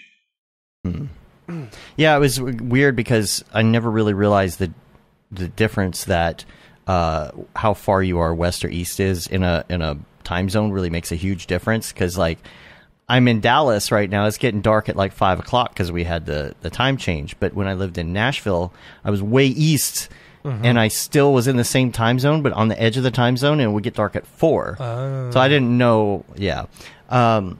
But anyway, so you get up at 4 a.m. You watch the sunrise on the beach, or no? I go to the gym. All right. Well, I switch on Discord, and all the guys start turning up. And we make our coffee, and then we play boats, and we blow stuff up. And we blow up other people and stuff, and we laugh a lot, and then everybody goes to work. 9, typically. Sounds like my day. It's fun. Hop on Discord and drink coffee. But that's about it. That's my gaming, and we've got a really good crew. We've got our own channel we call The Shack, and some of them are listening right now and texting me while we talk. And it costs way less than going and having a beer, and it's a lot of fun, and the people are all it's a great time. It is. Nobody bothers me at 4:30 in the morning. It's so nice here at that hour. Now I'm going to go for a bike ride or something and then get into work. I think I need to stick with this. We had the time change the other day, and I made a very big point to still get up at the same time my body thought it was supposed to get up, so get up an hour early, so that now I'm on an earlier schedule. I got up because I just added 1 hour the other day, which was like half an hour later than which I normally would have. You know, it was technically 7:30 or whatever. Well, have you got school runs or something like that to work to? But then when you work from home, it doesn't really matter what the time is. But if you've got kids, I got kids. I got to get the kids to school. Yeah. But it's great waking. It was great waking up at 6:30 this morning. I felt good. Yeah. All right. Well, we got some crypto stuff. Yeah. Let's go over to the drop. There's a lot to talk about. Yeah. I think we need to go to the drop. Here we go. The drop. Is this the fucking mic drop? This is exactly what I should be doing. What's up, and welcome to this week's episode of The Drop, your weekly source for all things NFT and crypto art, as well as upcoming drops by notable people in the Mograph industry. I'm Matt Milstead. Joining me, as always, is Dave Koss. Joining us this week is Randy Miller and Steve Bell from Archiform 3D. And if you're wondering sometimes why people are on the show with us, if you just watch the drop and you're like, why aren't these people like really? They're not talking about their NFTs. Sometimes they don't participate in NFTs, but they're joining us from the other part of the show. This is come check out the Mograph podcast. You'll enjoy it. Right. Just thought I'd mention that. Let me go to the Mograph Live, the drop list for this week. A lot of big NFT news. And I'm gonna jump over some stuff right now. Dave, the render token stuff. So one, render tokens be popping right now. Render tokens are, let me see what they're up to, because I think it's like $2.30. Come on, $2.23, which a week ago is like $1.08 per render token, which is great. So if you're rendering, if you're on the render network and you're rendering, you're going to be making a lot of money, which is great. Well, Jules just recently spoke at the Solana this morning. Yeah, right? It was this morning at the Solana. It was like some conference or something in Lisbon, and he was talking all about render and the plans for the future. And I don't know if they're talking about adding Solana as like, I don't know, the working with Solana as far as using render tokens or render, which is awesome. I think that's great. I'm really excited to see the future in that, which I think is the big reason why render has jumped up so much. I hope it keeps on going, which will be awesome. Yeah. Minimize those fees, get the render node operators, get them paid faster, and I think that'll be good overall. And y'all might not be into crypto art, but you are into crypto currency, right? So at least you got that, you got that going, right? Well, not right now, because we're talking to you. We had to shut the systems down. Yeah, sorry about that. So you're costing us a whole lot of So you're just losing money being on the show. Yeah. I know. Yeah. That's funny. That's funny. So I'm really excited about where render's going and what that has in store. Something interesting that Jules pointed out. They said each month they're having over $1 million in render paid out to render nodes and stuff like that. There are 10,000 people on the render network, and they're paying out over $1 million a month. He says in the next few months he expects that to go like 10 times the amount. So it's crazy. Makes more money putting a node up for that probably than doing Bitcoin or something. Yeah, I was surprised. I was looking at my MetaMask, my render payouts and stuff, and I only occasionally put them up. I noticed like there was one point in which I got like $150 payout, and I wasn't even paying close attention to it. I was like, okay, that's an extra $150. That's good. Yeah. Do that. I got to just have them running at all times when I'm not sitting at my desk, But that's really cool to see. And I'm sure once, these render engines like Cycles and Arnold and everything get on the render network, that amount is just going to skyrocket. It's great really idea. Cool to see. Yeah. That's it for news. I feel like there was one more thing, but I don't really remember. I don't know. I've got stuff on the list. We'll hop over to the main drops, but I want to start off with a link from Nifty Gateway. Nifty Gateway has started being. They've got this article. It's Nifty Gateway evolves into an NFT aggregator. So like they're starting to, I guess, bring on other. Almost making it like a hub, like OpenSea. So like you can list it on OpenSea or you can list it on Nifty Gateway. Instead of having to do one or the other, it's like they can be on both at the same time, which is really interesting. Yeah. It's really interesting. So you'll be able to accept bids or whatever from either of them. And I noticed that mechas are on Nifty Gateway now, which is really interesting. I haven't seen any sales from the mechas. It's all on OpenSea, but it's interesting to see that it's on Nifty Gateway, Yeah. So, super interesting to see that happening. So as far as drops this week, the first one I'm really excited about is today. It's Gold Weird. We've talked about Goldweird in the past. Goldweird does these like interesting little like crystal characters and stuff, but this is the very first one that Nifty Gateway is doing. It's the first collection, the 10,000 collection. So collections have been really popular lately, of course, but like this is Nifty's first actual collection drop, which is cool. I think Goldweird would be a good person to do it, because cool little crystal. I'm characters. Curious about I see them in all the variations and stuff, but the metaverse in development, you'll be able to do this the in the interesting metaverse. thing. So you can use your character in the metaverse that is being that is currently being developed, which is neat. Super interesting where this is going, y'all. Yeah, super. I think if you're in this industry, gosh, even if you're not making NFTs, making the pieces and parts and things for other people, this is just going to be so many jobs. Mm-hmm. Absolutely, so many jobs. Yeah. So, let's see. So Goldweird is the first one. Next one is Space Yacht. Let me see. Space Yacht. Yacht's meme monuments drops today. So I don't know. This was an interesting preview video that I saw. But yeah, that's the other drop for today. Let's see. Tomorrow on the 9th, you've got Swolf-chan. And some of these I don't have the... Oh, this one's cool. Okay, so from the way I understand it, Swolf-chan did a drop where you got to choose either the physical piece or the NFT, right? And based on which one you chose, they were physically going to destroy the other one. The other one or the other, which is kind of neat. I like that. I think that's neat. So I think the burning is tonight. And then next one tomorrow is Michael Bencity. I think I'm saying that correct. Dave, click on... Oh, that's the video. Yeah, it's just small. Really pretty stuff. Very, very pretty stuff. I really, really like this. It's super photorealistic and... Super goldy, yeah. Goldy. Really like it. So that is tomorrow. I had a couple other ones, but I didn't see any links. A bunch of people who didn't have Twitter accounts. It's like if you're going to be in the NFT space, you need to have a Twitter account. Yeah. So a few of these may not have, just showing off their work. On the 11th, we've got Jonathan Thunder. That's a power name right there. I mean, that's like Thunder. Max Power.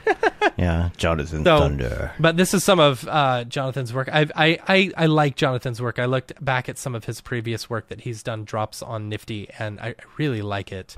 Mixed with pop culture and kind of abstract type stuff. Really neat.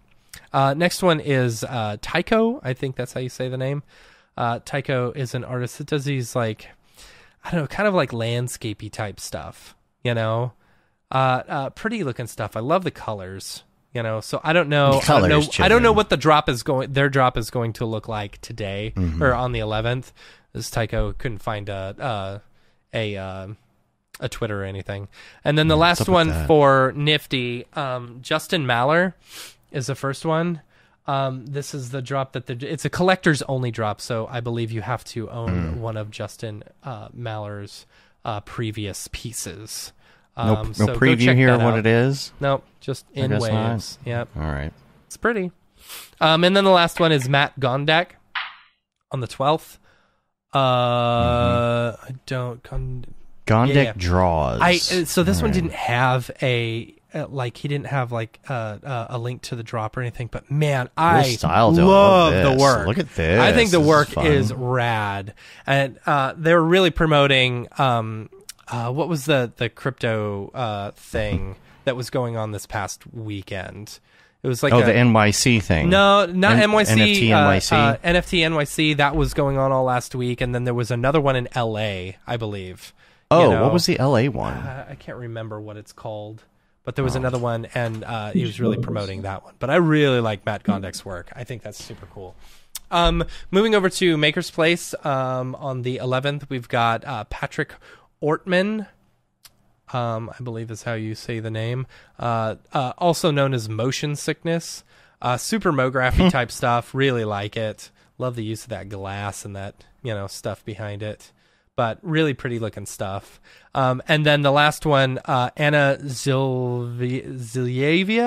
Ooh, that's a tough I know. one to say. We've talked about her before. Oh, yes. I really love her work. Absolutely love her work. She does all of her work in VR. In VR. Like tilt brush and stuff like that. And super detailed. I love how detailed she can get with the work. But man, it is mega super cool. I dig her work like crazy.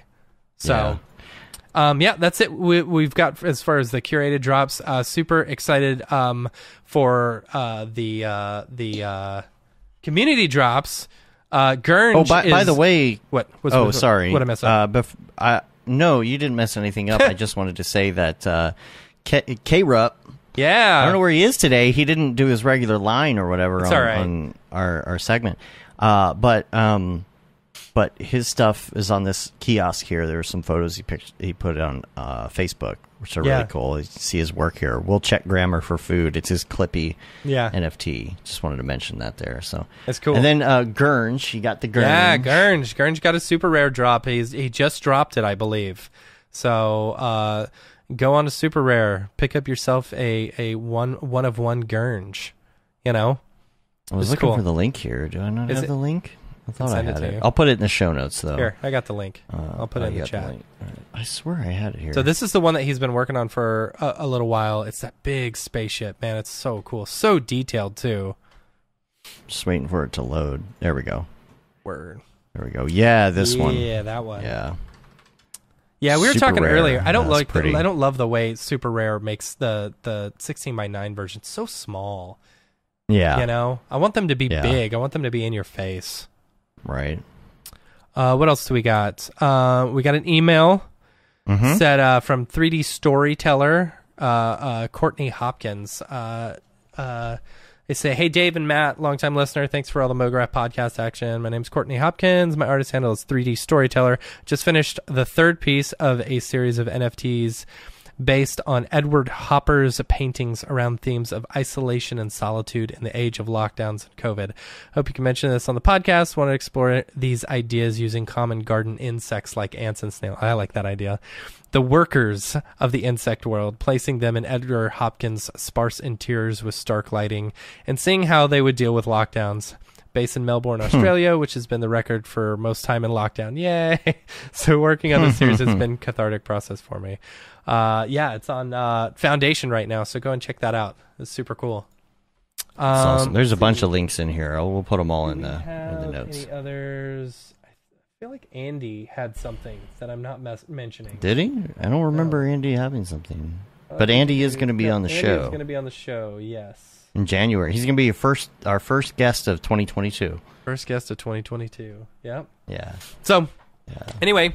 One other thing I wanted to mention, now that I'm thinking about it. Another cool thing that Jules was mentioning on the render token stuff that he was talking about.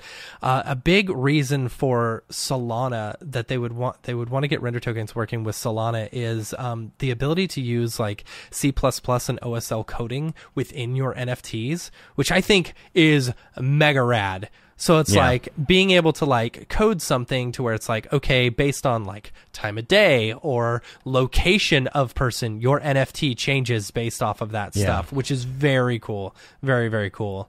I think that's a big plus, you know. Oh yeah, and the gamification of that, Like, I mean, think about it. Like, I've always thought it would be cool to change the NFT based off the owner or the person's like wallet address, you know, so you base it off of that and then it changes. So if you sell it, like, you know, it could like evolve or something like that, kind of like Pokemon IRL, you know. So it's like a random seed multiplier, right? It hashes it with your right. That would be cool. Yeah. So as soon as you sell it to someone else, it changes. And you don't know what it's going to be until you get it. Yeah, exactly. Yeah. So it could be awesome. It could be fun to like, you know, I want to sell it to someone. I want to see it change, you know. Yeah. I don't know. Could be neat. Oh man. And then if you sell it to someone else and buy it back, maybe it's not the same anymore. Right, maybe. You know, like, who knows? Oh man. You know? It's only special for me. Really good. Or it's only special as if you've got these last like 4 digits of your wallet code or something. I don't know, it'd be rad. Yeah. Yeah. Oh, look who's here. Oh, it's Dorpy. Hey, Matt. What's up, dude? I almost missed you today. I was out playing in the backyard. Mm-hmm. I was wondering why the ball was getting bigger. Then it hit me. Oh, my gosh. That was awful. All right. Yeah. I figured you're talking about Solana today. Yes. So I wanted to introduce you to somebody, Solana the pig. Hopefully he doesn't bore you. Oh, gosh. Okay, bye. where'd he go? Waiting. I guess Solana's on the way. Right. Oh, okay. All right. Okay. Oh, there we go. Hello, Governor. All right. It's probably a good time to invest in Render Token now, isn't it? Yeah. Hopefully you got enough pounds in your piggy bank. The coin is going to go ham. That's for true. All right, cheerio. That was it? That's a new character. We're going to have to keep an eye on that character to see what happens. Solana the pig, huh? Yeah.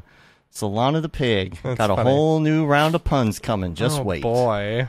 Ham it up. Ham it up.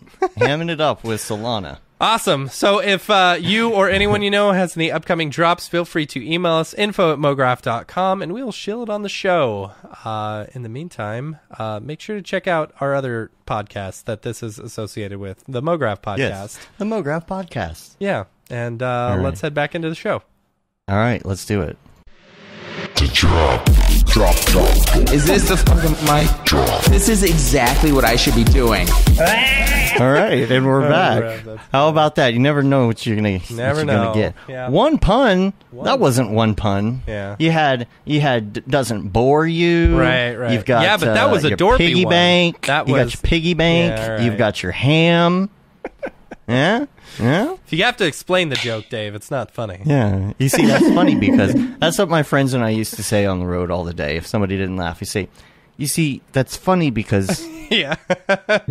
Dave Chappelle's in trouble. You guys are like biting at his heels. Yeah, right. Yeah, that's right. it. Yeah, he's already in trouble. Yeah. Question for you. Yes. I think this is a good question we should have asked earlier. Have you explored anything in VR? Yes, I love these little subtle laughs every time we mention something. You're like, But it comes back to the same thing. Brigade, give me brigade. Yeah, right. Could you imagine a buyer standing up in VR, just spinning around?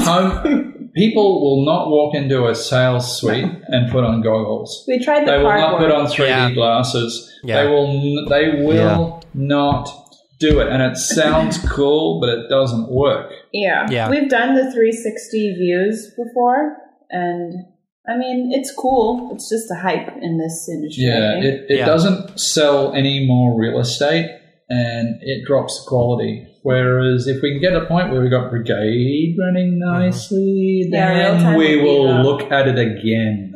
But still, you got to understand the people that buy our stuff are generally 40 plus. They've made a lot of money in their time, and they're often quite conservative, and they don't want to put goggles on. Right. And if they do, they might get dizzy and fall over. Right. They just don't like goggles. They like great big screens and stuff they can see on their phone or internet. And the first thing we tried was Google Cardboard. That was a disaster. Yeah, that was a waste of time. Yeah. But we will look at it again. But I want to see Brigade running first. I think real-time will take over. Quality. Until I can achieve quality, the quality I want in real time, then I'm not going to touch it again. Well, I think when it's more mainstream too, like when everybody has AR goggles from Apple. Yeah. Well, and then you've got the other issue too. Everything nowadays is viewed here. Yeah. It's all on a phone, and it's not unless you can get something happening on the phone. Anyhow. Plus, we'd have to get clients to buy the software. Oh no, with pixel streaming and stuff. Well, it's goggles. Because they want to view it in their home. They want to view it anywhere. People are impatient nowadays. They want it now. Yeah, they do want it now. Yeah. Mac Daffy says 40 plus. We're not conservative. We grew up with Wolfenstein 3D. It might be 50 now. Yeah, because I'm 41. Yeah. I think maybe 50. That's I turned 39 in like a few weeks, and it's gonna be my last good year. All downhill from there. It'll be my last good year. Yeah. Well, we really appreciate y'all being on the show. Yeah, thank you so much. and taking the time. I know you got a lot going on, and next time I'm down in the Bahamas, I'll call you up. Yeah, like you do. Let's go play boats. Yeah. You need to get on next time you're hanging out with Brodori. See if he can take you out. Just Yeah.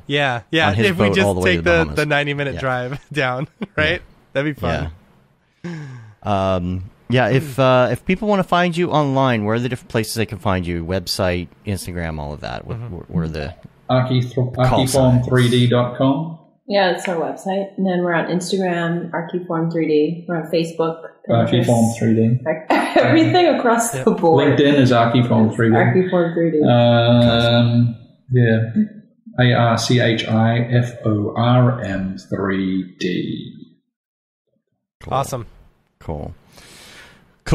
Well, we are going to get out of here. I know Matt's got to pack and things. He's got some travel going on, so make sure to check the Instagrams and Twitters for. Maybe we'll do a little sneak peek of some stuff that we're looking at tomorrow. Will you, huh? Maybe. I don't know. I don't know. Gotta run that by Mark. Make sure. Yeah, I know. I got to make sure Mark's okay with it. And make sure Mark's going to be able to make it. Yeah, Stupid I know. flight got canceled. Yeah. It's funny, we were in the Discord this morning, and he started talking about where y'all are going, and we're like, don't say it. Don't say it. It's a secret. I'm sure people know. I mean, we're looking at a couple of different places, We'll let people know. Yeah. If people want to find the Mograph Discord, come hang out with us. Yes. Basically, for now, until we figure out what we want to do with this, hit one of us up, and we'll just add you. And easy enough, right? Yeah. Just on whatever platform, hit us up. Yeah. If you want to be on Slack, find us. hit us up on Slack. If you want to be on Discord, hit us up and ask for Discord. If you're on Slack and want to be on Discord, hit us up on Slack and say you want to be on Discord. Yeah. Just hit us up. We'll make it happen. Gustav, I thought I invited you already, actually, but maybe not. I'll invite you. You can rate us on iTunes. You can leave a review on your on iTunes or whatever. It helps get our ratings up. You can subscribe on your podcatcher of choice. Subscribe to the newsletter. It went out last week, Thursday. Goes out like every month or so. You get all the information and maybe stuff that you missed on the show as well. You can check that out. You can say you've been there, done that, got the t-shirt with the Mograph logo tee, the Paul Babb Feel the Bab 2020 shirt. All the profits from that go to Doctors Without Borders. What's that? Vintage, yes. The Render Things tee, the hoodie, the long sleeve tee. Get your sweatshirts. It's like this type of it's almost the exact same hoodie sweatshirt thingy, and it says Render Things on it instead. That Render is Fire shirt, which you are only allowed to wear, ironically, unless you're shams. The Mograph Blandishment throwback shirt as well, and we're on Facebook, Twitter, Instagram, YouTube, TikTok. Mograph.com. Check us out on all the things. Again, thank both of y'all for being on and taking the time, and we are going to wrap up and get out of here. And until next week, I'm Dave. And I'm Matt. I'm Randy. And I'm not Randy. Steve. Have a good one. Later, yo. Bye. Bye.